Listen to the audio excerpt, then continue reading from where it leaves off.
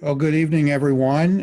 Thanks for joining us tonight for the season finale of our 6 at 6 with using Zoom.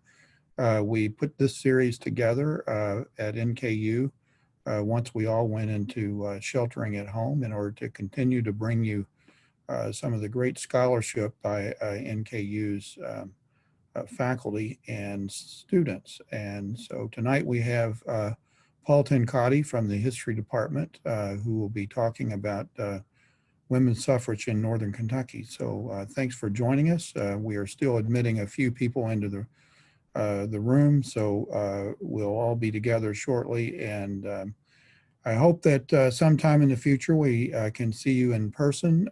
We started this series as a way to bring the scholarship and creative activity of NKU to the community at community venues. And we've had some great partners around the community where we've been able to deliver these lectures, and I'm sure we will be able to again. I am Mark Nykirk, and I direct the Scripps Howard Center for Civic Engagement, which works to connect campus and community in a variety of ways, and this being one of them. And I'm delighted tonight to be with Paul Tenkotte, who is kind of like a bookshelf or a whole library full of history, both local and world history. Any conversation with Paul about any historic topic is always a great conversation. And if you can't be with Paul, there's always his works that we all know. You can, you may have this. This is the Northern Kentucky Encyclopedia. Look how thick that is.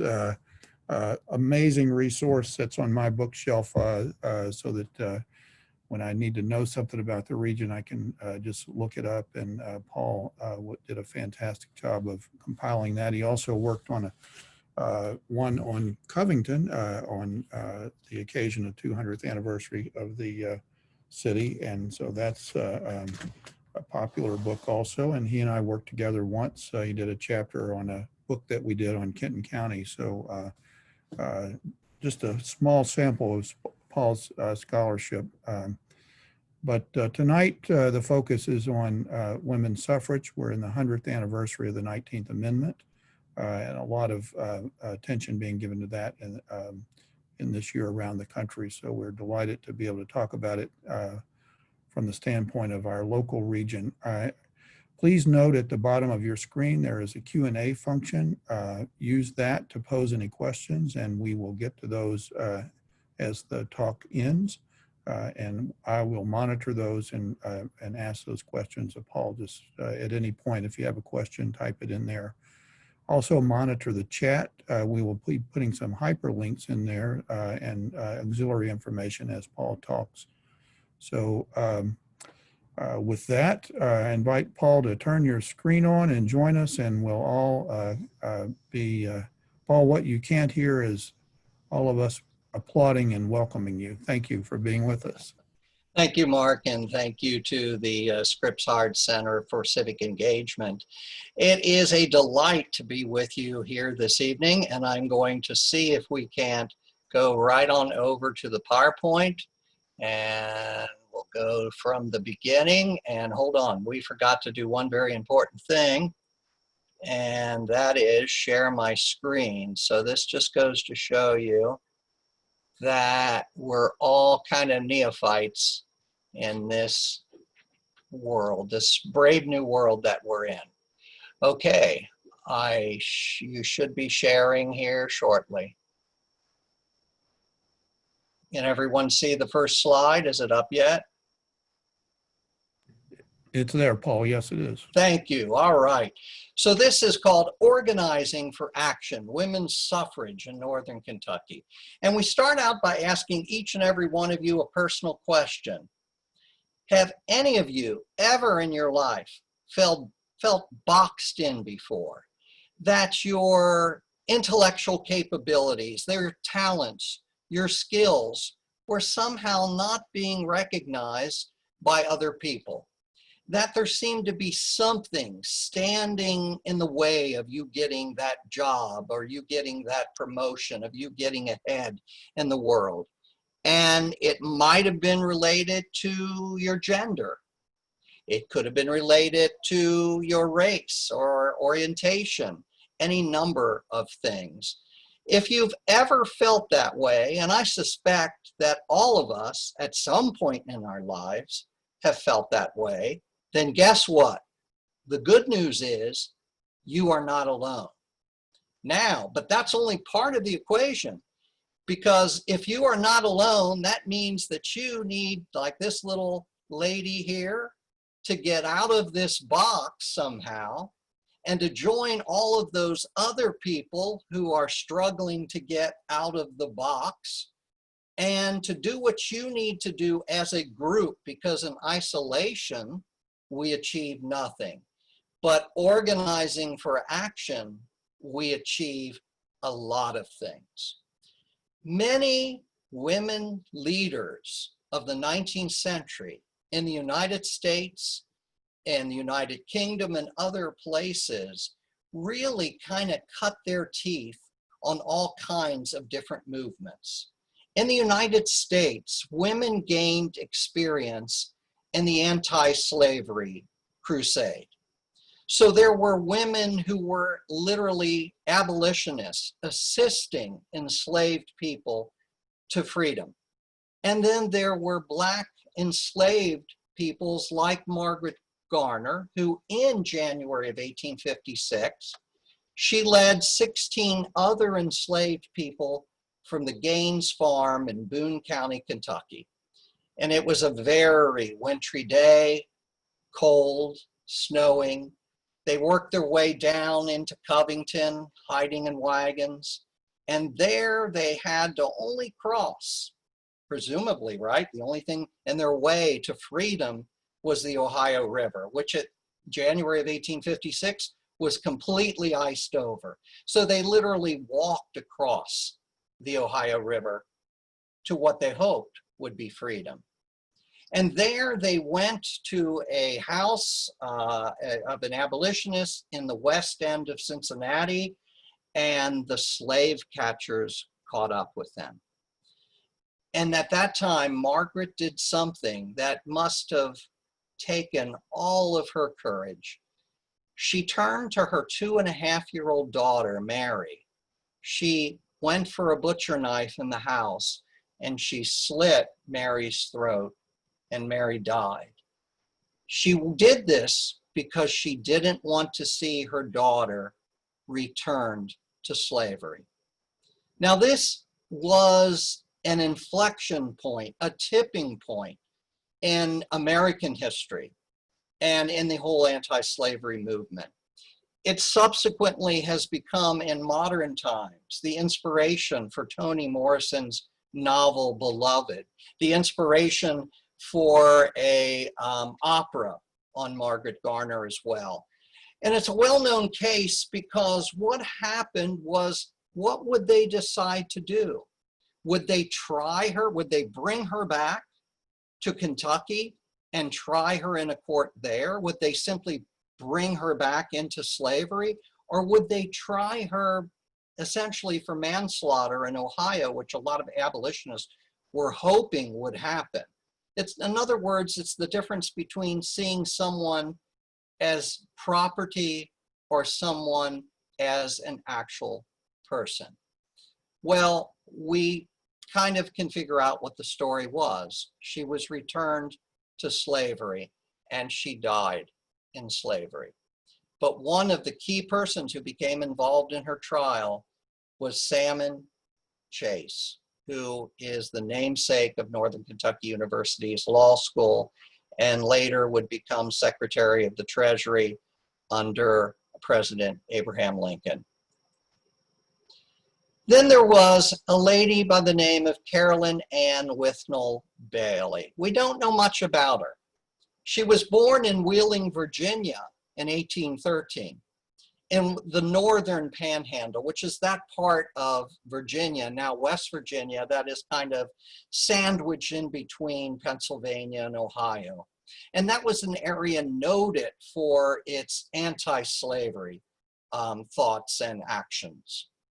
She eventually moved to the northern Kentucky area, and she married William S. Bailey, who was from Ohio, and who operated an abolitionist press newspaper in Newport, Kentucky called the Free South. She assisted him with everything on the press, and there are multiple children also assisted. So she was dedicated to the cause, so dedicated to the cause. Needless to say, the Baileys were not necessarily the most popular people in Newport, Kentucky, that in 1851, a mob torched their home. And then in 1859, back in what would, what was West Virginia, at what would become, West Virginia, at Harper's Valley, at Harper's Ferry, John Brown attacked the arsenal there, hoping to cause a slave insurrection. Word of it reached Cincinnati and Newport. And immediately, William S. Bailey was kind of implicated by people and his wife in this Harper's Ferry raid. And that was partly because he actually knew, and we know that he knew because we have letters, extant letters, a couple of the individuals called the Secret Six who were involved in financing John Brown's raid on Harper's Ferry. So here's a woman of great heroism. She died in Covington in March 1867, and we know nothing else about her. There are no known photographs even. So that brings us to the question, generally speaking, why have the stories of so many regional women's rights leaders been lost and are just now being rediscovered? And I think we can look at it in terms of three possible answers, although certainly there would be more. That much of American history was written by men. Secondly, that the primary sources of the time period, so these would be things like newspapers and magazines, generally contained fewer stories about women. And those stories that they did include often focused, especially by the late 19th century and the early 20th century, on kind of women's pages, on society news, on who had a tea and who was welcoming their cousin or friend from out of town, or who was visiting someone out of town. But now, with the digitalization of primary resources all across the internet, it's enabling us to explore like really never before the hidden history of women and often overlooked groups. Now, some have called this for a number of years bottom-up history. And I don't particularly like that term because that assumes that if we're talking about women or blacks or anyone else, that somehow they're at the bottom. And I think that can be seen as, in some people's mind, as being inferior. So I prefer to use the term balancing the scales. One of the things that was very important to the founding fathers of the United States is balancing the whole entire system, especially the three branches of government: the legislative, the executive, and the judicial. And their whole belief systems were also, including the way they looked at medicine and kind of the way they looked at life, and trying to balance everything out. And so I think as we look at history today, we get back to that idea of let's look for balance in our history and in our historical accounts. Many women were abolitionists, or at least emancipationists. So there's this great big spectrum of some people who wanted to see the slaves freed and those who wanted to see much more for the slaves once they were freed. They wanted to see them become full citizens in every measure, in every respect of that term. And so in the late 1860s, there were a series of conversations, discussions, debates in the US Congress about what the 15th Amendment should include.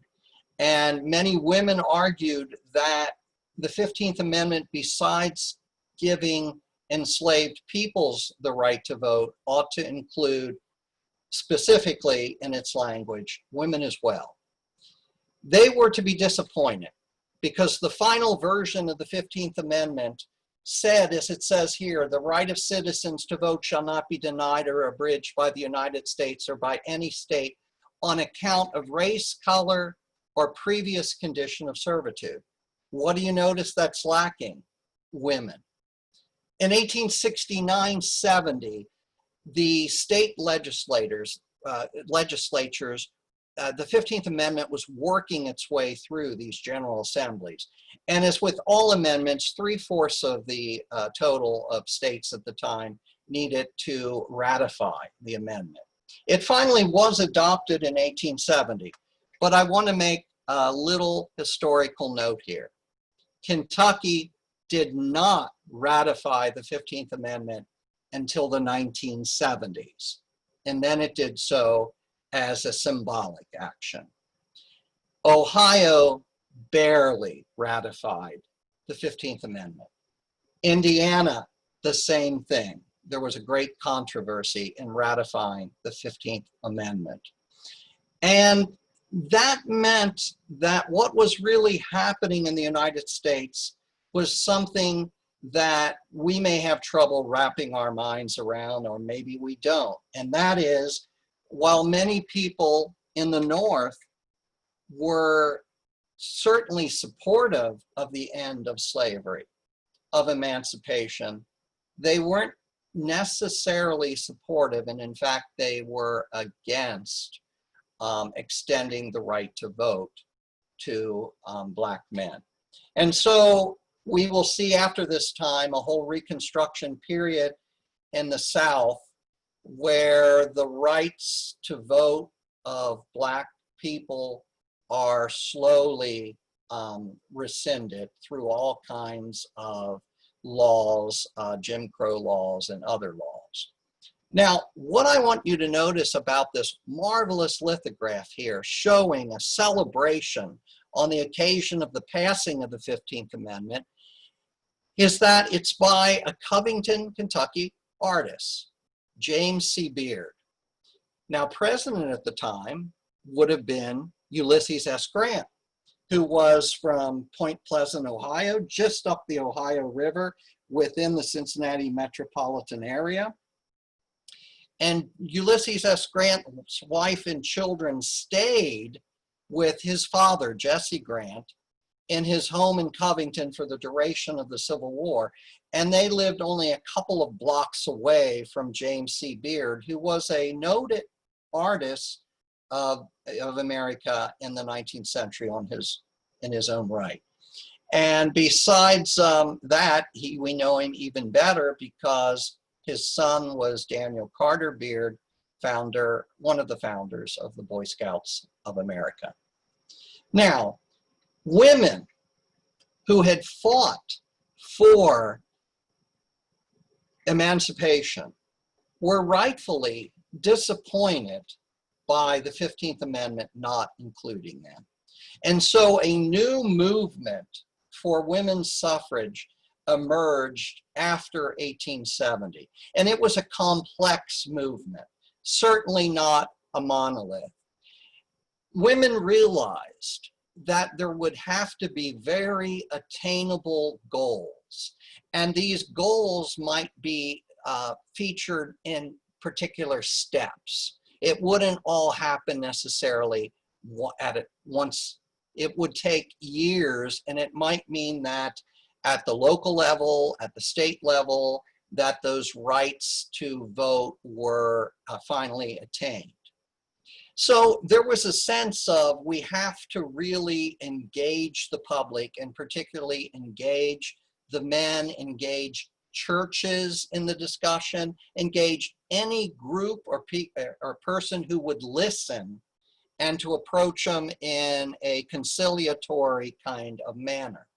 But then there were other women, and we'll talk about them tonight, who saw that the whole system itself, the infrastructure of society, was to blame for a number of social and economic inequalities. And they felt that the whole system needed to be changed, and they were not afraid of expressing some of those opinions. We begin with one of the very important national leaders for women's rights. Her name was Lucy Stone. And in January 1869, she delivered a lecture entitled Women's Rights at Pike's Music Hall on 4th Street in Cincinnati. Now, this was the largest, really, by that point in time, auditorium in the city. It was newly completed in 1868 because the older Pike's Opera House had burned on the site a couple of years earlier. So the fact that she's giving a speech there is impressive in and of itself, which means there's going to be an audience, obviously, to support that kind of venture. Now, during her speech, she talks about a few things, and one of them is how the Declaration of Independence and the U.S. Constitution assumed that rights to life, liberty, and the pursuit of happiness were self-evident. What do we mean by self-evident? We mean that, you know, you don't even have to think about them. They're almost innate. They're inborn. And we can take those as, quote unquote, an assumption and build upon them which other rights ought to follow. A second thing she said is, you know, many people of the time were saying, well, women don't have to vote because they're represented in their vote by the men in their lives. They're represented by, for instance, their husbands or their fathers or their sons or cousins, nephews. And she said, you know, that's not true. No one can talk of having an equal democracy if they don't have equal rights, and if those rights aren't exercised by them, but exercised by someone else on behalf of them. And another thing she said, and this would have kind of shocked the crowds, is she said, and as a proof of that, look at the fact that if you look at any woman and any job, and this was true back in 1869, that they were not making the same income, the same wages as a man would. Lucy Stone went on just 10 months after this, in November of 1869, to establish the American Woman Suffrage Association, which became one of the two major national groups fighting for women's suffrage. Now, 1869 was like the year all of it seemed to be coming together and merging, because in that year, Wyoming Territory became the first place in the US to grant women unconditionally the right to vote and to hold political office. It was also in that year of May of 1869 that Susan B. Anthony and Elizabeth Cady Stanton, also national leaders for women's rights and seen here in the photograph, established the National Woman Suffrage Association, or the NWSA, which really pursued a very wide platform of human rights. Now, eventually, by about 1890, those two groups, the AWSA and the NWSA, would merge together. One of those groups seemed to exercise a lot more influence in the Kentucky women's rights movements. And no story of women's rights and women's suffrage in Kentucky would be complete without talking about the Clay sisters, and particularly Laura Clay. Now, this is the same family related to the famous Henry Clay, but the Clay sisters were daughters. There were 4 of them, I believe. One of them may have died when she was young. Daughters of Cassius Marcellus Clay, who was a noted abolitionist of Kentucky, and his wife, Mary Jane Warfield Clay, who was a suffragist and a leader, state leader and regional leader and national leader in women's rights as well. Well, the elder sister, Mary Barr Clay, was working with who other than Lucy Stone, especially when the AWSA came to Kentucky to hold its national meeting in Louisville in October of 1881. She subsequently, a couple of years later, became president of the AWSA in 1883. So Mary Barr Clay and all of the Clay sisters were also involved in this. But when we think particularly of the struggle for Kentucky, we often think of Laura Clay. She was kind of consumed by other things in her life, by family matters and so forth. But in 1888, she really kind of emerges as the leader of the Kentucky suffragettes. And she co-founded in 1888 the Fayette Equal Rights Association. And in its mission, in its constitution, was the following: to advance the industrial, educational, and legal rights of women, and to secure suffrage to them by appropriate state and national legislation. Note how, and it's given in the Equal Rights Association title, they're going for more than simply suffrage, the right to vote. They're going for legal and educational and industrial rights as well. A very good friend of Laura Clay was Eugenia Farmer of Covington, Kentucky. Eugenia grew up in Cincinnati. She even attended Oberlin College.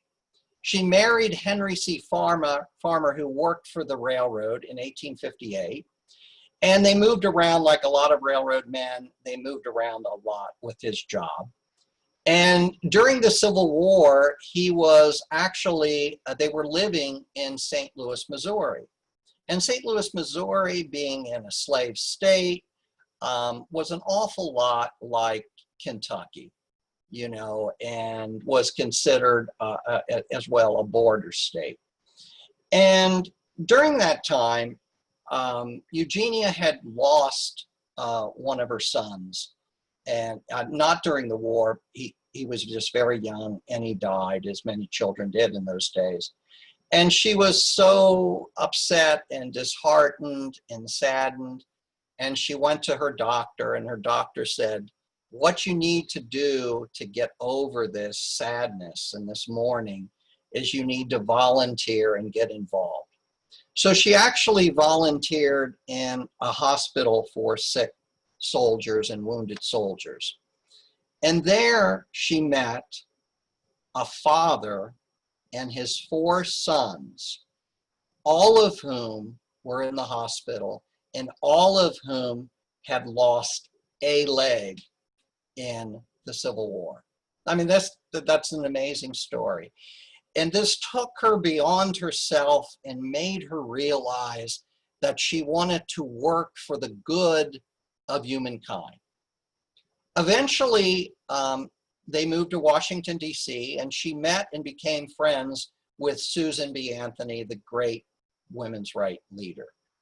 She moved to Covington, Kentucky, and in October of 1888, so a little bit after the same year as Laura Clay founded the Fayette County Equal Rights Association, Eugenia Farmer and her friend Isabella Shepard, also of Covington, established the Kenton County Equal Rights Association, or KKERA.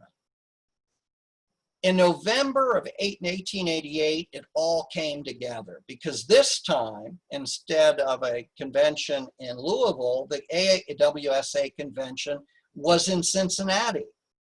And there was a large contingent of women from Fayette County, that would be Lexington, and from Kenton County, Covington, at this convention. They included Laura Clay, Eugenia Farmer, Isabella Shepard, and other ERA delegates. And what they did is they were so inspired by the National Convention that they supposedly crossed the river into Kentucky and established the Kentucky Equal Rights Association, K-E-R-A, not to be confused with the later educational legislation, I think of the 1980s, of the Kentucky Educational Reform Act. So when we talk about KERA here, we're talking about the Kentucky Equal Rights Association. And guess what? It had the same goals as the Fayette County one. That is, it was going to work on not only suffrage, but the educational, industrial, and legal rights of women. Now, I said that Eugenia Farmer was friends with Isabella Shepard. She too was active in the movement and statewide. Her father was a well-known steamboat captain. She married John C. Shepard in 1872, and he was alcoholic, abusive, so she demanded a divorce. And of course, in those days, divorces were very rare.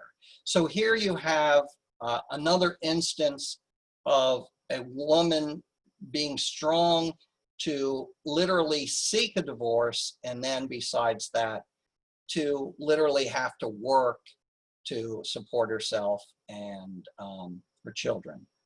She worked at the Covington post office for a while, and when she was involved in KERA, she generally served as the treasurer of the state organization for years and years, and gave many lectures statewide for KERA.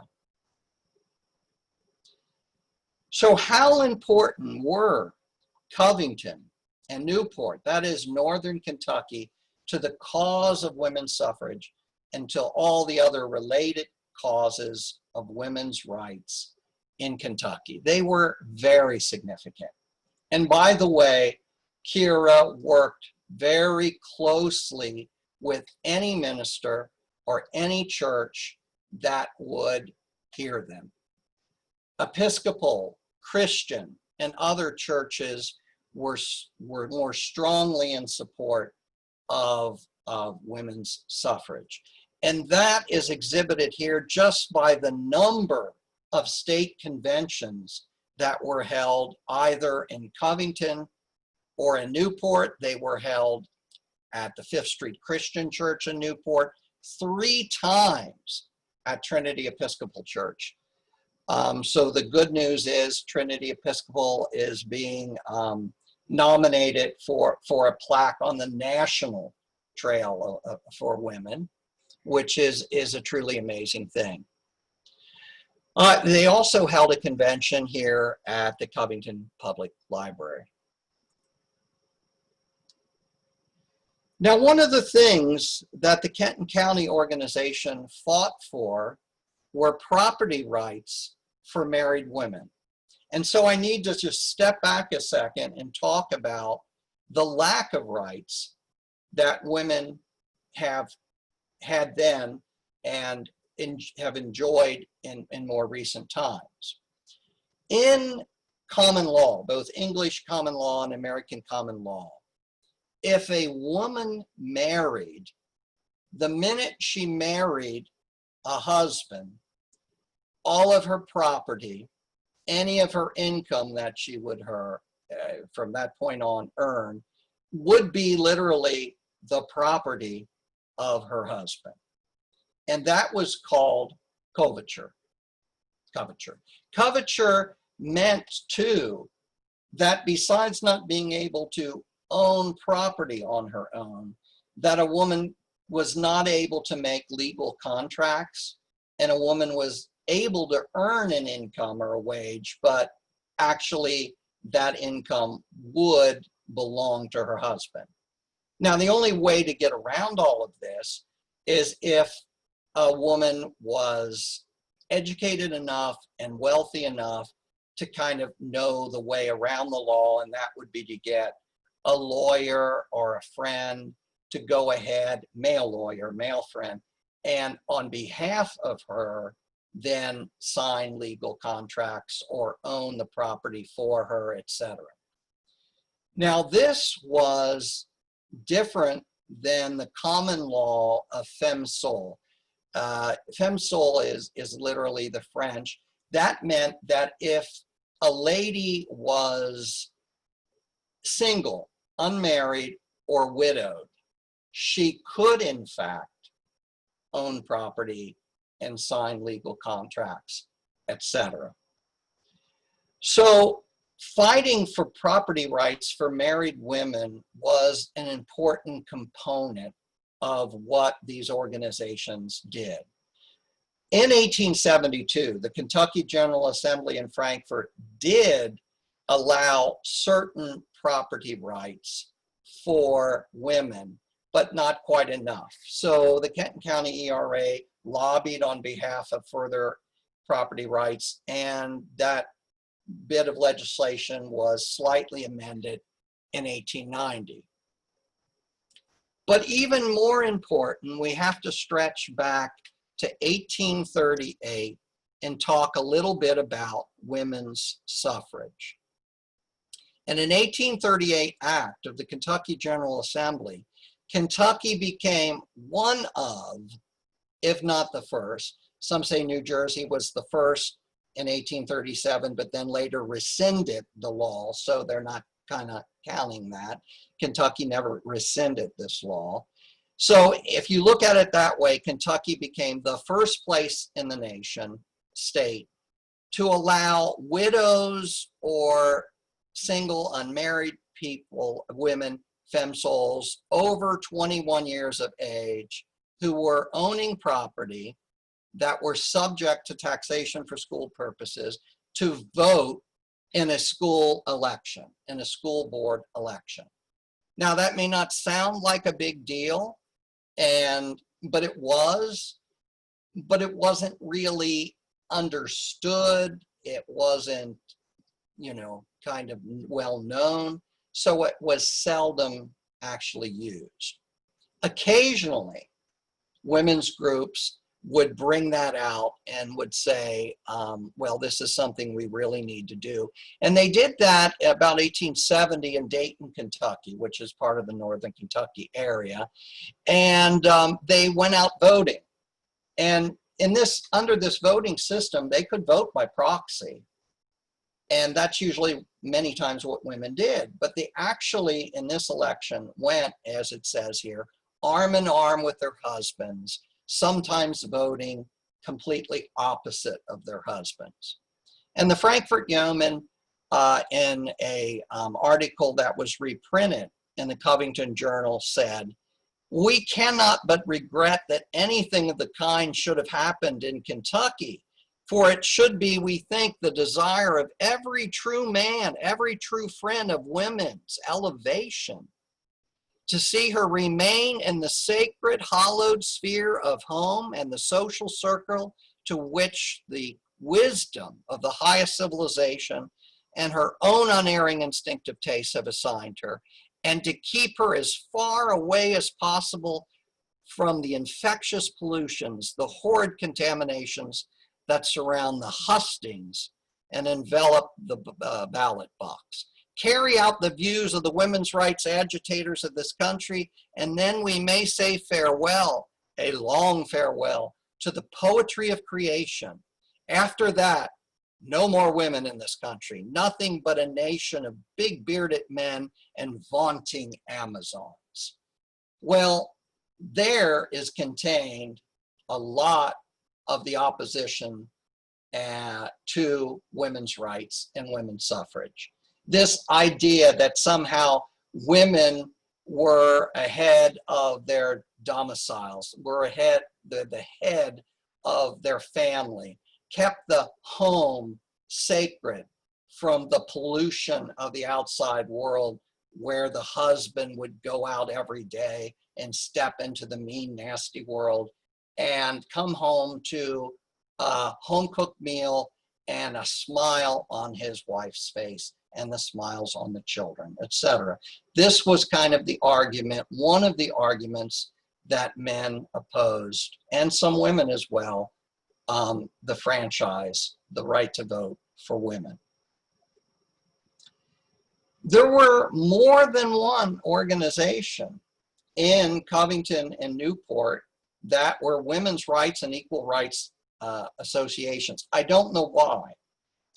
It might have just been some of the organizations literally became so large, hundreds of women, that it might not have been practical to get them together in a group other than in a giant auditorium, and that doesn't lend itself well to the kind of lobbying and activities that they needed to do to push for the right to vote. So it could be that they just did that. Maybe they splintered off, maybe there were differences of opinion, I don't know. But Mary Giltner formed another organization in 1900 called the Covington Equal Rights Association. She served multiple times as its president. And at one point in time in the same year, she married Reverend William S. Giltner, who was a Disciples of Christ minister who served as a president of a now defunct college. It went out of business in the 1890s, called Eminence College, about 40 miles outside of Louisville. So what do we know about all of these Covington and Newport women? They were very active in the whole movement. Now, and they also were very involved with churches and ministers, but there were less conventional viewpoints. And one of the most unconventional viewpoints was by Kate Trimble Woolsey, born in Cynthiana, Kentucky. She was the daughter of very prominent parents, a Judge, William, and her suffragette mother, Mary Barlow Trimble. Now, Mary Trimble, they were a well-to-do family. Mary Trimble, her mother, knew Susan B. Anthony and other women's rights leaders. Lucy Stone and others had stayed at the Trimble's house when they came into town. And so Kate Trimble grew up with kind of a silver spoon in her mouth, and she married very well, the DeRude family of Lexington. When he died, she married again very well. And so she was a fairly wealthy woman who could afford to have multiple places where she stayed, at one time, multiple homes, and also to go to Europe and to talk to women's rights leaders in Europe and to attend all kinds of events and conventions there. Now, one of the things that she believed in was eugenics and literally engineering better babies. For those of you who don't know about eugenics, it's well worth reading about. In the teens and 20s, it became very popular among some of the scientists of the United States. And it basically was trying to, well, they went as far as approving, encouraging sterilization of people who were poor, and they thought they literally called them imbeciles, etc.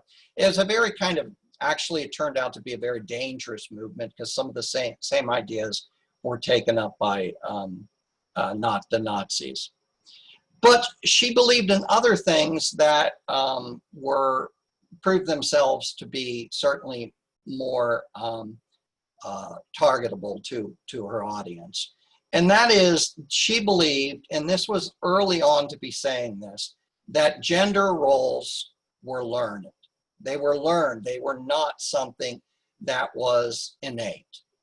And in 1903, she wrote a very controversial book entitled Republics versus Women, where, based upon her travels in Europe, she said, you know, at least the European monarchies have had queens. At least they have propertied women who have some power and have some influence. And we don't have that in a republic like the United States. And the lack of those women's rights means not that she supported any other system. She clearly says, I don't support any other system. I think a democratic republic is the best system. But she said that that system, you know, had not yet achieved all of the things that it needed to achieve in terms of equality. Even less conventional was Josephine Henry, who was actually born also to a very wealthy family, the Williamson family in Newport. But when she was 15 years old, the family moved to Versailles, Kentucky. And she and her husband were both activists. She was a free thinker, which literally meant that she wasn't particularly fond or believed that everything of a minister or religion, an organized religion, had to say, that she thought that people should think for themselves and use their reason and logic to figure things out. She was a writer, a lecturer, and she served on the revising committee of Elizabeth Cady Stanton's The Women's Bible, which was a highly controversial work for its day.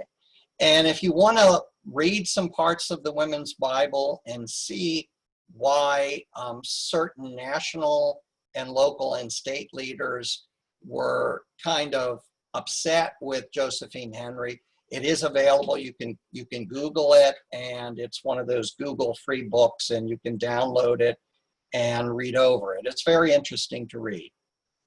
Her quote unquote radical stances eventually dulled her friendship with Laura Clay, and Eugenia Farmer of Covington acted as kind of the go-between Josephine Henry and Laura Clay. But at one point, even Henry was banned from the Kentucky Equal Rights Association. And again, she was born in Northern Kentucky. Now, another kind of unconventional, but actually pretty conventional way when we think about it, was temperance and prohibition. Temperance is defined as the voluntary reduction of alcoholic consumption. Prohibition, which I misspelled there, is legislation prohibiting the manufacture, sale, and public consumption of alcohol. The big national leader of temperance was Frances Willard, who founded the WCTU, the Women's Christian Temperance Union, in 1874. And I ask a very important question here. Why did women's rights leaders promote temperance or prohibition? Husbands, paychecks, and alcohol abuse. So some husbands would take their paychecks and go and drink them up on a Friday, Saturday night. And where would that leave a woman trying to support a family of children?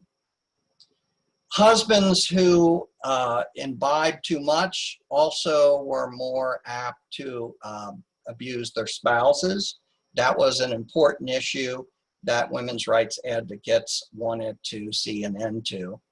And they were also more likely to abuse their children. Well, one of these persons who was a Northern Kentuckian, president of the Covington WCTU, Women's Christian Temperance Union, was Jessie Firth, depicted here.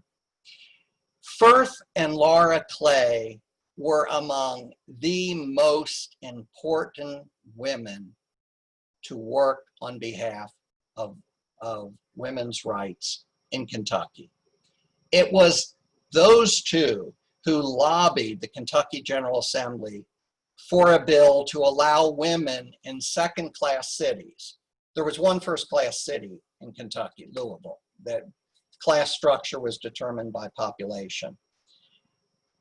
Second-class cities were, at that time, Covington, Lexington, and Newport, to vote in municipal school board elections. And they got this passed with the help of State Senator William Goebel, who helped get the bill passed. Later on, he would become the only governor in US history assassinated. So in fall of 1895, Covington, Lexington, and Newport made history in Kentucky, becoming the first large cities to permit partial women's suffrage. They even ran 3 women for the Covington School Board. And although all 3 women lost, the women rights leaders, including Jessie Firth in Northern Kentucky and Covington and in Lexington, made a very important decision. They decided that they were going to go out and register Black women. Not only were they going to register Black women, they were going to educate all women, Black and white, about how to vote, where to vote, help get them there to vote. This was really a very cutting edge thing to do. In 1923, Firth became the first woman in Kenton County to run for a state public office. She ran for the House of Representatives. She lost, but she made history in being the first. Well, what did the press, what did men sometimes think of women voting in an election for the school board in Covington? This little editorial cartoon says it all. You know, they show over here, well, this is the women voting in Covington. And this guy says, I'll promise anything. And he's the better looking guy, supposedly. And he's going to be a favored candidate, they suppose, because the women are all going to vote for the handsome guy. And they say over here, he wouldn't get a single vote, presumably because he's not as handsome. Don't know why. And then notice that the ballot box has ribbons on it and so forth. So that kind of gives you an idea of what some men were thinking. In Newport, the school board had an election the following year. The women's independent ticket ran 3 candidates, as you see here. All 3 of them lost, but at least we can say that the election returns had all kinds of irregularities. You know, sometimes ballots were missing and ballot boxes were misplaced, and Republicans didn't usually fare very well in Northern Kentucky in those days. Well, sadly, in 1902, the Kentucky General Assembly revoked the permission for women to vote in school board elections in second-class cities like Covington. And they did so due to 2 things. The women suffragists had included Black women in voting, and some of the women leaders had also supported the temperance movement. So women had done the right thing, acting in an ethical manner, including Black women, but they suffered for that and ended up losing the right to vote in second-class cities. Another thing that some of these women encouraged was an understanding of birth control. Now, we don't have smoking guns for which women supported this, because generally to do so was illegal.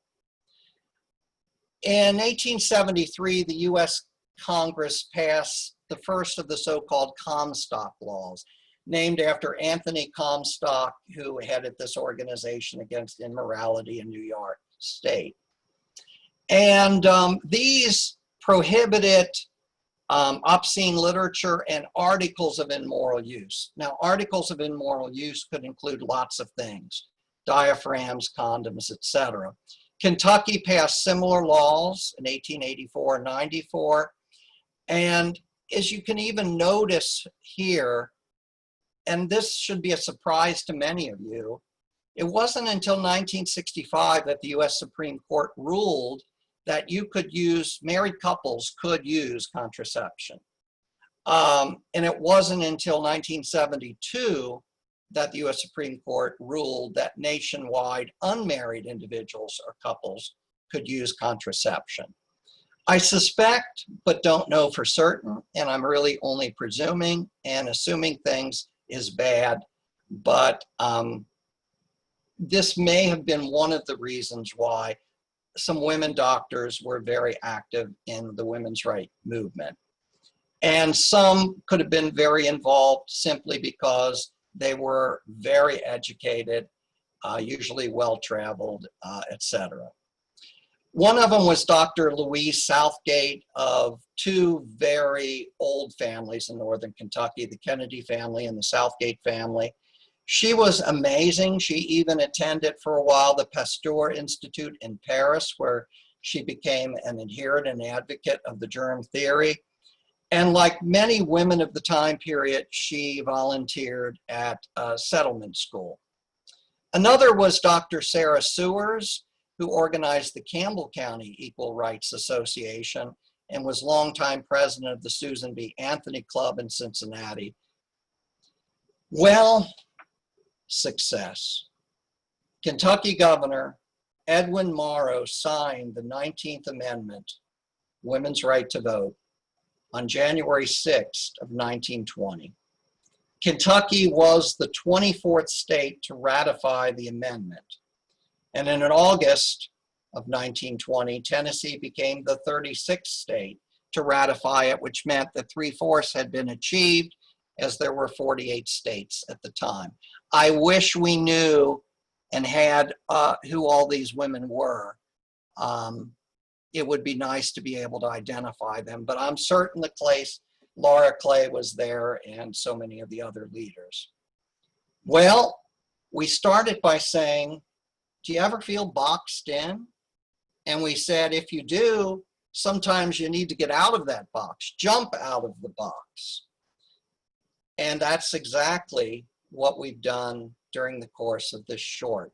We've seen how women jumped out of those boxes, pursued something by organizing for action, because you can't do it alone. To make things happen in a democracy, you need to organize for action.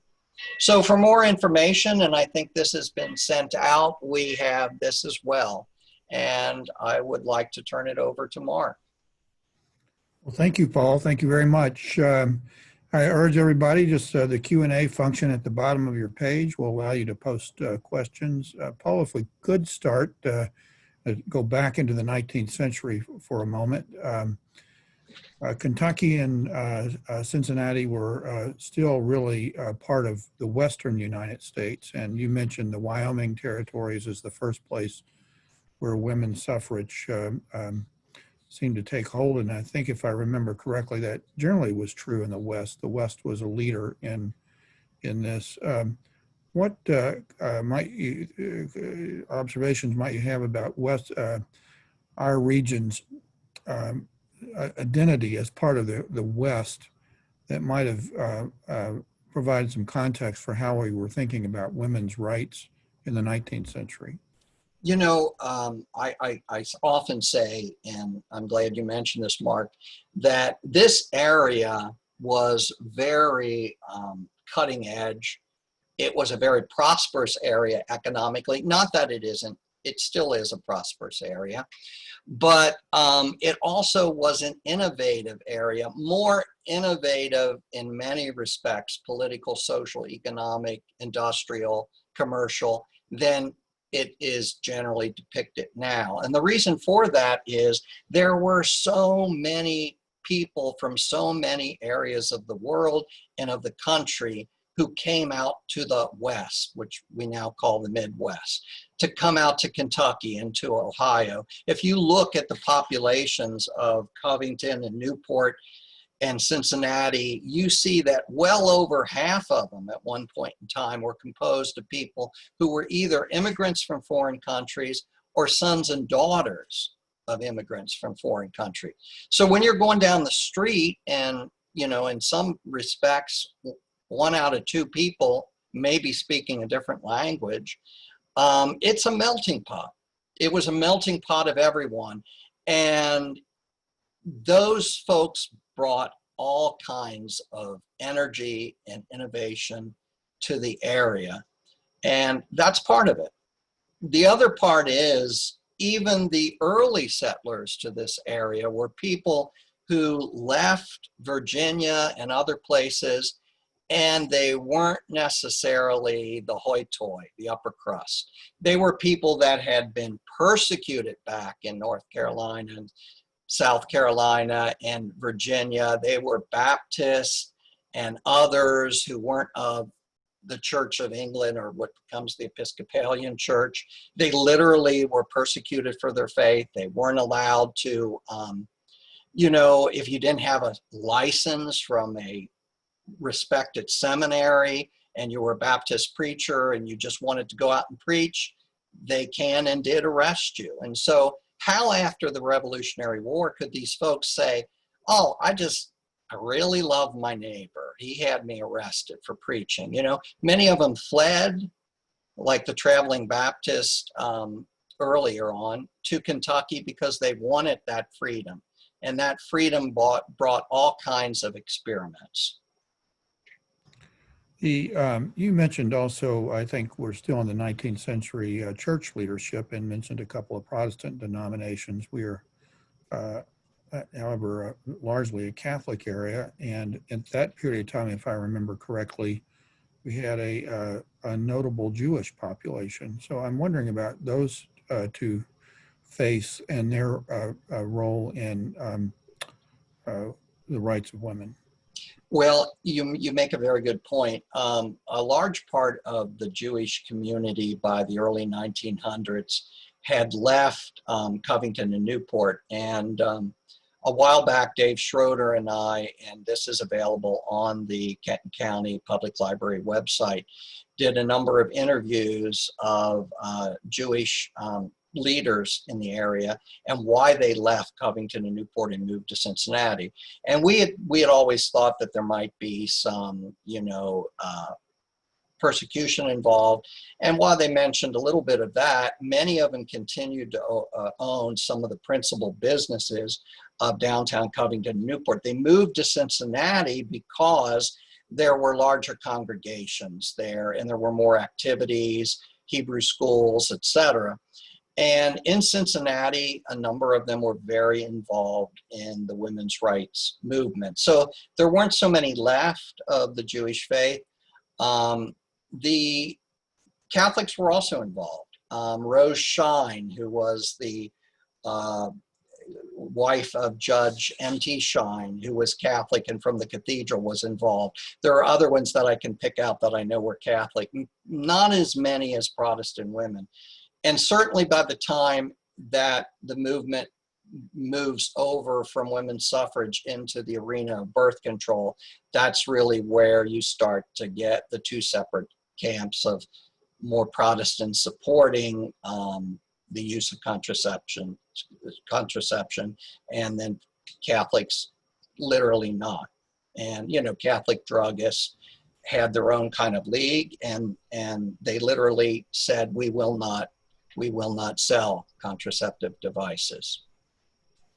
A lot of your talk had to do with, of course, the leaders of moving toward women's suffrage, but we have a question from the audience about whether there was much evidence of groups organizing against women's suffrage in Northern Kentucky. Did they have many public demonstrations? No, there really were not many public demonstrations. I think it was such an uphill battle for the women to fight for the right to suffrage and for women's rights that literally, no one felt that it was necessary to go out and protest, because many men and even many women were saying, well, this is against God's laws. This is against societal laws. Women are childbearing. Women belong in the home. This is the way it's been for centuries. And there were so many arguments to keep it the way it is, the status quo, that, in that kind of environment, you really don't have to protest.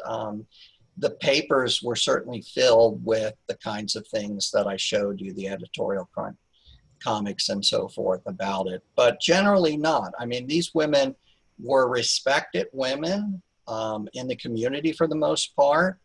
And they were involved in all kinds of other community activities, working for the commission form of government, working to get rid of corruption in government, working for playgrounds for children, working to end tuberculosis and get clean milk supplies, pasteurized milk into cities.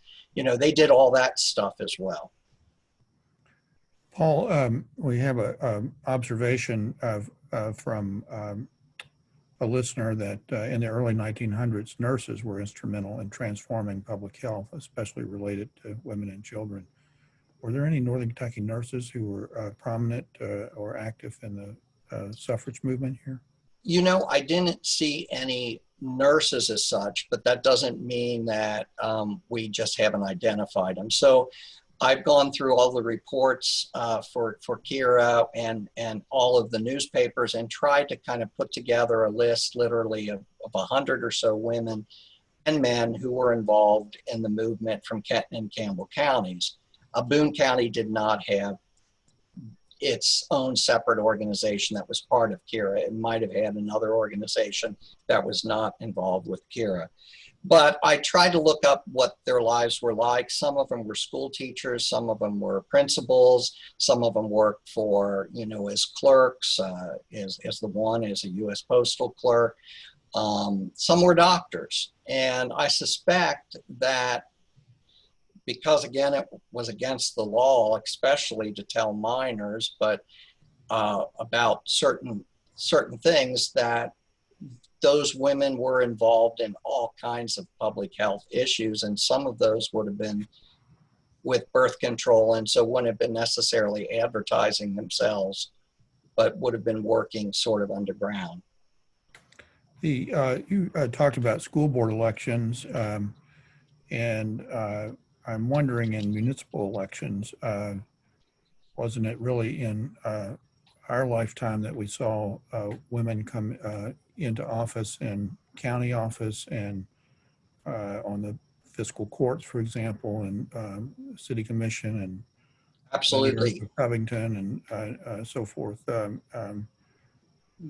There wasn't much presence in municipal office holders, that, if I'm remembering that correctly. Exactly. But women were very, as one of the listeners pointed out, in terms of public health. And that would have involved, again, pasteurized milk, trying to end tuberculosis, trying to have a safer water system, safer sewer systems. They were involved in all those efforts, playgrounds, open air spaces for children. They shouldn't keep them in school all day. They should have a recess. They should go out into the open air. They should recreate. But they were also involved in getting the commission form of government, which was seen as something that was very scientific.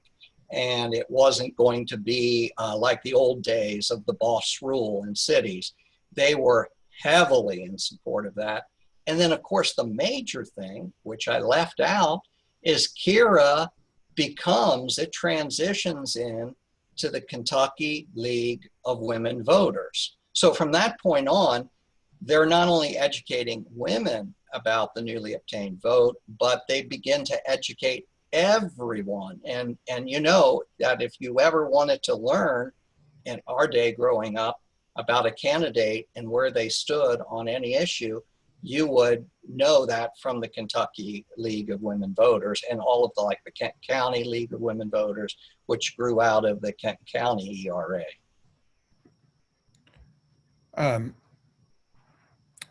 Let me just got a new question here. As maybe someone you recognize, Stephanie Nelson, a grad student in NKU in public history. Mm-hmm. Her capstone is on the James Taylor Mansion in Newport, and her work is on Keturah Moss Leitch, Women's History, Northern Kentucky. One item I'm looking at is for stories about Taylor closing the shutters on the mansion in the Ohio River because of her actions aiding poor and soldiers. I believe she may have closed the shutters as a way to signal there were enslaved waiting to cross the river. Do you happen to know if that signaling legend or truth? Don't know. And I mean, again, I think it all revolves around this issue. It was against the federal fugitive slave law, a new, more stringent one that was passed in 1850. And if you were aiding or abetting a runaway slave, you could be imprisoned. I mean, they weren't fooling around. We have all kinds of stories of that. So the thing about the Underground Railroad is there are no smoking guns. The only smoking guns are if they got caught and in prison and went through a trial, like the Van Zants did, who were originally from Boone County and, moved to Ohio. Or if they're actively involved in things like the Free South newspaper, they probably were more likely to be aiding and abetting. or if they left diaries or books talking about it. We do know that the Taylors were involved. I thought Mr. Taylor was involved in gradual emancipation societies, I think like a colonization society. That would kind of tell us, you know, and then at his death, we have some things on the Northern Kentucky Tribune's website, and you might want to look at that. And Taylor, you know, did free his slaves at his death. Whether that translates into, I suppose we'll never know. And you mentioned the Northern Kentucky Tribune. I neglected to say, and I remind the audience that Paul and his colleagues write a weekly column in the Northern Kentucky Tribune, a digital newspaper called Our Rich History. And so some of what you've talked about tonight exists in the archive of those columns, and something new every week. So follow Paul and his colleagues on the Northern Kentucky Tribune. Also, I want to remind everybody that Kentucky's primary election was delayed from May until June the 23rd of this year, and there is a strategy by the Board of Elections to urge us to vote at home. There will be the possibility, the availability of voting in person, but not in our normal precincts, but rather at the convention center by appointment. So the easiest way to vote this election cycle will be to get what would be traditionally called an absentee ballot, but it's a voted home ballot, and it's no excuse voting. The deadline to do that is by June the 15th at midnight. So the talk that we've heard tonight is how people have fought for the right to vote. Now, it's probably fair to say it's our obligation to exercise the right to vote, and your next opportunity for that will be in the primary on June the 23rd. I also said at the onset that the Scripps Howard Center for Civic Engagement here at NKU is trying to keep the community connected in this virtual world.